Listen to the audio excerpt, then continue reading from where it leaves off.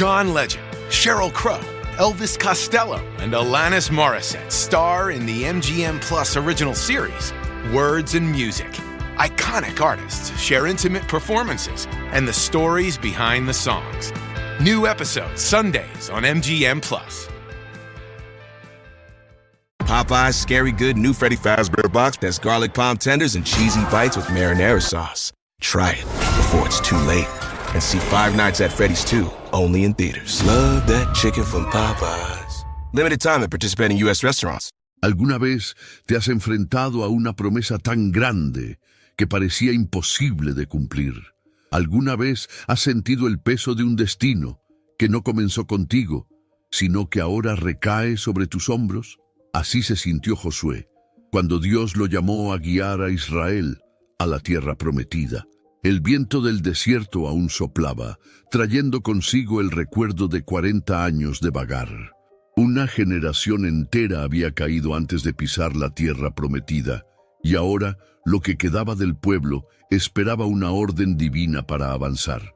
La voz de Dios no llegó como un simple estímulo humano, sino como un mandato con autoridad celestial.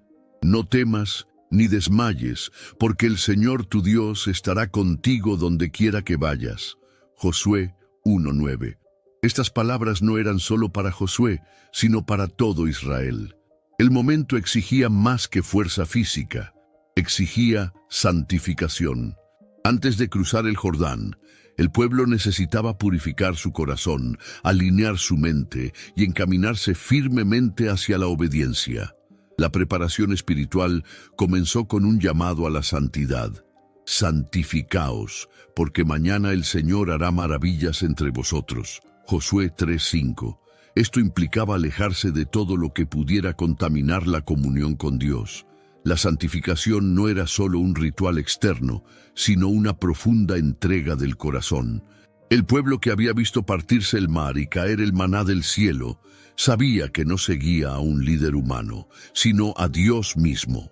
Josué, quien había sido asistente de Moisés durante años, ahora debía demostrar un liderazgo pleno. Pero su autoridad no residía en su carisma ni en su experiencia militar, sino en el respaldo divino. El llamado de Dios le infundió una valentía que no le pertenecía. El Señor había prometido liberar cada centímetro de tierra que pisaran, pero esta promesa estaba condicionada a su fidelidad. La preparación espiritual no se limitaba al pueblo. Josué mismo tuvo que alinearse completamente con la voluntad de Dios. La misión que le aguardaba era imposible con la fuerza humana: cruzar un río crecido, enfrentarse a ejércitos mejor armados, conquistar ciudades amuralladas. Todo esto requería una confianza absoluta en el Dios que había guiado a Israel hasta ese punto. El primer paso de la preparación fue organizar el campamento. Tribu por tribu, familia por familia, cada hombre y mujer sabía exactamente cuál era su lugar. El orden reflejaba disciplina y la disciplina reflejaba confianza en el mandato de Dios. Este mismo orden espiritual se nos exige hoy. Antes de entrar en cualquier batalla, debemos poner orden en nuestra casa, confesar los pecados ocultos, restaurar las relaciones rotas y renovar nuestro pacto con el Señor. Josué no se basó en su propia estrategia. Buscó instrucciones directas del Altísimo y cada palabra que recibió se convirtió en un mandamiento innegociable. Así, la preparación espiritual de Israel se convirtió en la base de la conquista. El pueblo no marcharía hacia la tierra prometida simplemente como un ejército, sino como una nación santa, portadora de la presencia de Dios. Esta fase de la historia nos muestra que, para alcanzar las promesas divinas, no basta con el entusiasmo inicial. Se requiere una preparación profunda, porque Dios no concede victorias a corazones divididos. Antes de la tierra viene la santificación. Antes de la batalla, la alineación con el comandante supremo. Y eso es exactamente lo que Josué y el pueblo hicieron antes de dar el siguiente paso hacia lo imposible. Por fin llegó el día, El Jordán, crecido por las lluvias primaverales, rugía como un animal salvaje, sus aguas impetuosas avanzaban con fuerza destructiva.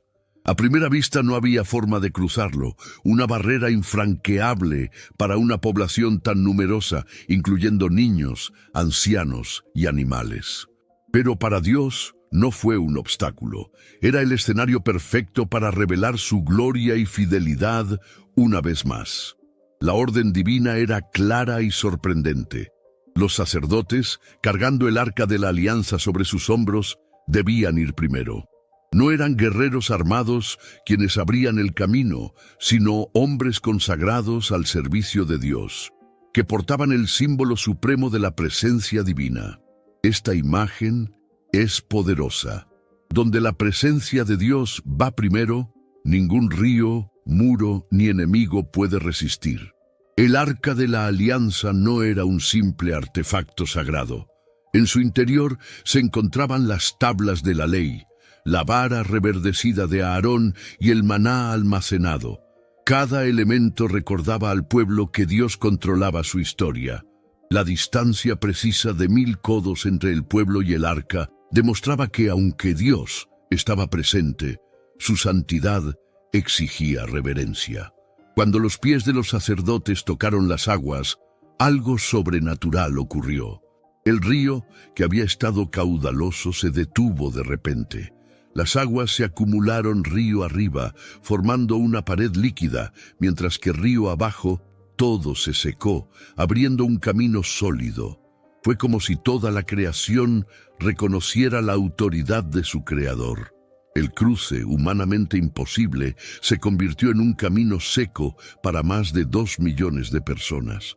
Mientras la gente cruzaba, los sacerdotes se mantuvieron firmes en medio del lecho seco del río, sosteniendo el arca. No se movieron hasta que todos estuvieron a salvo en la otra orilla. Este detalle revela la importancia del liderazgo espiritual. Hombres y mujeres que permanecen firmes en la presencia de Dios, sosteniendo la fe de la comunidad hasta que el último hermano cruzó. Ese día el Jordán no fue solo un obstáculo superado, sino un hito espiritual. Dios ordenó a 12 hombres, uno de cada tribu. The holidays mean more travel, more shopping, more time online, and more personal info in more places that could expose you more to identity theft. But LifeLock monitors millions of data points per second. If your identity is stolen, our US-based restoration specialists will fix it, guaranteed, or your money back. Don't face drained accounts, fraudulent loans, or financial losses alone. Get more holiday fun and less holiday worry with LifeLock. Save up to 40% your first year. Visit lifelock.com/podcast. Terms apply. Hey, the vibes are slipping. I think it's time to bring out the Velveeta shells and cheese. The holidays are a time to go all in on indulgence. Headline your meals with the rich, creamy meltiness of Velveeta shells and cheese and satisfy your holiday cravings like no other. Bring that main course energy to your side dish. Celebrate extra with Velveeta these holidays. Okay, Chad, today you're gonna drive the all-electric Toyota BZ. But my electric vehicle phobia. I'm not ready, Dr. Ross. I believe in you. Oh my gosh. We're inside it. Try to take deep breaths, okay? The ventilated seats, they're touching me. You can do this, Chad. Drive the car. How do you feel, Chad? I feel cured. Woohoo! I'm doing it! The all-electric BZ. One drive can change your mind. Toyota. Let's go places. Que tomaran 12 piedras del lecho del río y las colocaran como monumento. Así, las generaciones futuras recordarían que no fue la fuerza del ejército ni la astucia de los líderes, sino el poder del Dios vivo lo que abrió el camino a Israel. El episodio también señala verdades espirituales eternas. ¿Con qué frecuencia nos encontramos con situaciones difíciles en la vida, situaciones que parecen cerrarnos todas las salidas? El principio bíblico es el mismo. Cuando Dios va primero, cuando llevamos su presencia y obedecemos su mandato, lo que parecía insuperable se abre ante nosotros. El pueblo cruzó el Jordán no solo para entrar en una nueva tierra, sino para comenzar una nueva etapa en su relación con Dios. El cruce marcó el fin de un ciclo desértico y el comienzo de una época de conquista. Pero justo cuando el río había quedado atrás, les aguardaban nuevas batallas, y la primera de ellas sería contra una ciudad fortificada que nadie había podido conquistar durante siglos: Jericó. El sonido de las aguas del Jordán aún resonaba en la memoria del pueblo, pero ante ellos se alzaba una imponente visión: las murallas ciclópeas de Jericó. 20 metros de altura, 6 metros de grosor, con torres de vigilancia y puertas reforzadas con hierro. Todo gritaba imposible. Humanamente, ninguna estrategia militar podía garantizar la victoria contra una fortaleza tan bien defendida. Pero la batalla que se avecinaba no se libraría de la forma habitual. Sería una guerra librada por orden directa de Dios. Josué recibió instrucciones que para cualquier comandante humano sonarían absurdas. No habría arietes, ni escaleras, ni ascensos nocturnos. En cambio, el pueblo debía marchar alrededor de la ciudad una vez al día durante 6 días en absoluto silencio, con solo el sonido continuo de las trompetas de cuerno de carnero que tocaban los sacerdotes. El 7º día darían 7 vueltas y al final un gran grito de guerra acompañado del toque de las trompetas. Esta estrategia desafiaba toda lógica militar. A los habitantes de Jericó, al principio, les pareció ridícula. Pero con el paso de los días, la burla dio paso al miedo. Había algo sobrenatural en esta silenciosa procesión. Con cada giro, la tensión aumentaba, no solo en el corazón del enemigo, sino también en el espíritu de los israelitas, quienes comprendieron que la victoria no llegaría por la fuerza, sino por la obediencia. El arca de la alianza, símbolo de la presencia de Dios, se alzaba en el centro de la formación. Al frente, hombres armados formaban la vanguardia, protegiendo el avance. Detrás, otro contingente militar formaba la retaguardia. Pero el arma más poderosa no estaba en las manos de los guerreros, sino en el sonido de las trompetas y en la fidelidad a cada detalle del orden divino. Al 7º día, al amanecer, el pueblo emprendió su marcha final. 7 vueltas completas rodearon Jericó.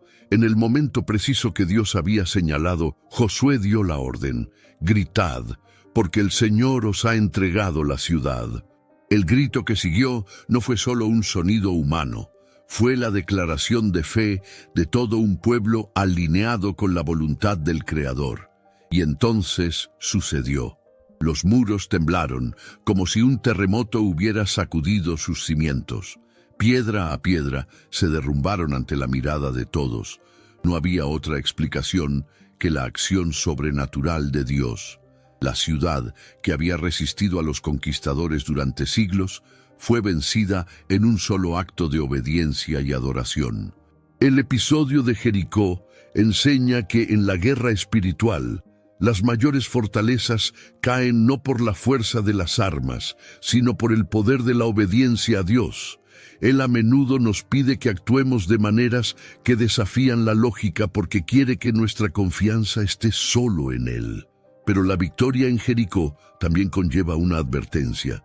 Dios ordenó que todo en la ciudad fuera destruido, excepto Rahab y su familia, como señal de que la victoria era para su gloria, no para beneficio personal.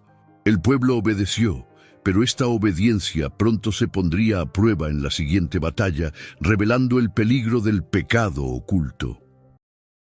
This episode is brought to you by Indeed. You're ready to move your business forward, but first you need to find the right team. Start your search with Indeed-sponsored jobs. It can help you reach qualified candidates fast, ensuring your listing is the first one they see. According to Indeed data, sponsored jobs are 90% more likely to report a hire than non-sponsored jobs. See the results for yourself. Get a $75 sponsored job credit at Indeed.com/podcast. Terms and conditions apply. Oh, Hilton stay, your beds are soft and cozy. No lumpy couch, no stiff futon, no shower line at crack of dawn. Oh, Hilton, stay, oh, Hilton, stay. When you want holiday comfort you can count on, it matters where you stay. Enjoy comfortable rooms and friendly service when you stay with Hilton instead. Save up to 25% this season when you book with Hilton. Hilton for the stay. Terms apply. El triunfo de Jericó aún estaba fresco, y el pueblo de Israel respiraba el aire de la victoria. Pero ese mismo aire conllevaba un peligro oculto, el exceso de confianza y el olvido de que toda conquista provenía únicamente de la mano de Dios. La siguiente ciudad en el camino era Hai, pequeña, con defensas modestas, aparentemente incapaz de ofrecer mucha resistencia. Los espías enviados por Josué regresaron confiados. No cansen a todo el pueblo. 2 o 3 mil hombres serán suficientes para tomarla. La lógica humana parecía impecable, pero había un problema oculto que nadie había detectado, excepto Dios. Se había cometido un pecado en el campamento. Alguien había desobedecido el mandato claro de no tocar lo consagrado para la destrucción en Jericó.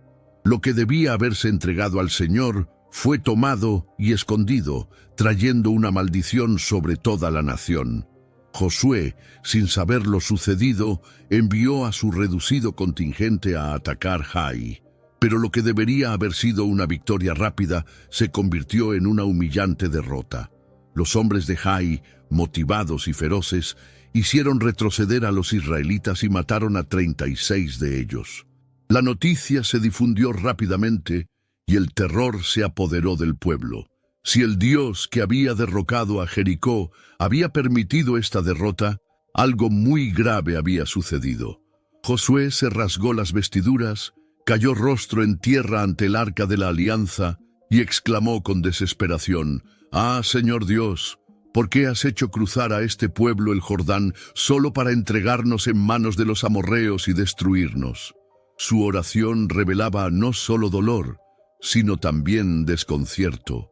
Sabía que si Dios no estaba con ellos, ninguna estrategia sería suficiente para asegurar la victoria. La respuesta de Dios fue directa y contundente: «Levántate, Israel ha pecado». No era momento de lamentarse, sino de confrontar el pecado. Dios reveló que había anatema entre el pueblo y que hasta que no fuera eliminado, no habría más victorias. El pecado de un solo hombre, Acán, había contaminado a todo el campamento. El proceso de identificación fue solemne y aterrador. Tribu por tribu, familia por familia, hasta que Acán fue identificado. Cuando finalmente lo confrontaron, confesó: había tomado un manto babilónico, plata y oro de Jericó y los había enterrado bajo su tienda. Su avaricia y desobediencia le costaron caro. Él y todo lo que poseía fueron destruidos, y la maldición fue eliminada del pueblo. Este episodio revela un principio espiritual innegociable. El pecado oculto priva a Dios de su presencia y protección. Por pequeña que parezca la transgresión, al estar oculta, se convierte en un obstáculo para la bendición. La derrota en Hai no se debió a la fuerza de los enemigos, sino a la falta de aprobación divina. Solo después de que el pecado fue expuesto y juzgado, Dios volvió a hablar a Josué, renovando la promesa de victoria. La lección era clara: no hay verdadero progreso sin santidad. La conquista de la tierra prometida dependía no solo de la valentía o la destreza militar, sino de la obediencia total. Con el campamento purificado, el Señor reveló una nueva estrategia para Hai, diferente a la de Jericó, pero igualmente guiada por su sabiduría. Esta vez permitiría que el pueblo se apropiara del botín, demostrando que el problema anterior no eran las riquezas, sino la desobediencia. La batalla de Hai, librada ahora según el plan de Dios, no sería solo una victoria militar, sino una restauración espiritual. La disciplina había enseñado al pueblo que sin santidad no hay conquista duradera. Y esta restauración allanaría el camino para la renovación del pacto con Dios en el monte Ebal. Con su pecado perdonado y su confianza en el Señor restaurada, Israel estaba listo para enfrentarse a Jai por segunda vez, pero esta vez bajo el mando y la estrategia divinos. Josué no repitió el error de avanzar sin consultar a Dios. El Señor dio instrucciones precisas: preparar una emboscada detrás de la ciudad, mientras el resto del ejército atraía al enemigo, fingiendo retirarse como antes. La estrategia fue brillante, no solo militarmente, sino también espiritualmente. Dios usaba el recuerdo de la derrota pasada para atraer al enemigo hacia su propia caída. Al amanecer, Josué y sus hombres se acercaron a la ciudad. El rey de Jai, recordando su primera victoria, cayó en la trampa de la presunción. Con arrogancia, reunió a todos sus guerreros y salió al encuentro de Israel, dejando la ciudad completamente indefensa. Tan pronto como el último soldado de Jai estuvo lejos de las puertas, Josué alzó su lanza para señalar al grupo emboscado. Como una oleada repentina, irrumpieron en la ciudad, la incendiaron. With new, gentler scented Clorox disinfecting wipes, clean finally smells as good as it feels on everything from lamps to ceiling fans, even on your kid's toy shark. Oh, ouch. Clorox disinfecting wipes, now available in crisp lemon. Find it on Amazon. Clorox, clean feels good. Y cortaron la ruta de escape del enemigo. Rodeados por todos lados, los guerreros de Jai fueron masacrados, y la victoria fue completa. La diferencia entre esa batalla y la anterior no residió solo en la táctica, sino en la obediencia.